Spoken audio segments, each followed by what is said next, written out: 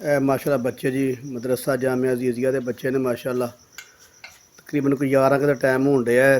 इन्हों की दावत है, अज टिक्के खवाने ने माशाल्लाह बच्चों को, बड़े प्यारे बच्चे ने माशाल्लाह जी। अल्लाह तंदुरुस्ती सेहत देवे इन्हों। हिफज़ की क्लास के बच्चे ने मदरसा जामिया अजीज़िया है। साढ़े बॉस साहब बैठे ने माशाल्लाह सामने, तो यह टिक्के लगन डे ने। हाफिज़ अमीर माविया साहब टिक्के ला रहे हैं माशाल्लाह जी। वाह जी वाह,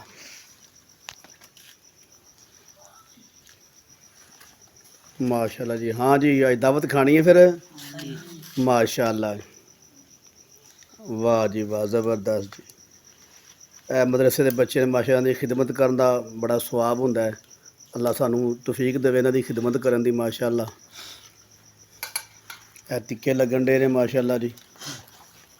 वाह जी वाह, सुभान अल्लाह। हाफिज़ साहब माशाल्लाह ने बड़ी मेहनत की है। टिक्के बनाते ने पे, लाते ने पे, अग बालिए सारा बंदोबस्त किया है। बच्चों की खिदमत करते हैं पे। इन्हां दी बरकत ने अल्लाह पाक सानू देंदा है माशाल्लाह। बड़े ही अच्छे बच्चे ने माशाल्लाह मदरसा जामिया अजीज़िया दे।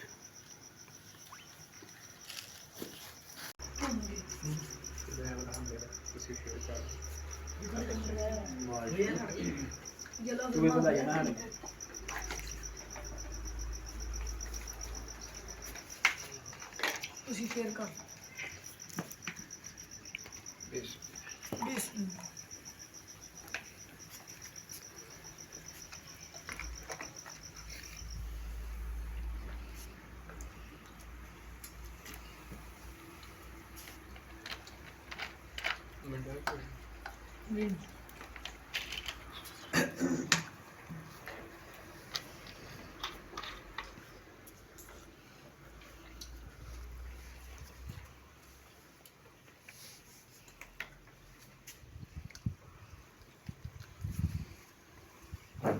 हाँ जी, बोटियां मतलब है कि बोटियां का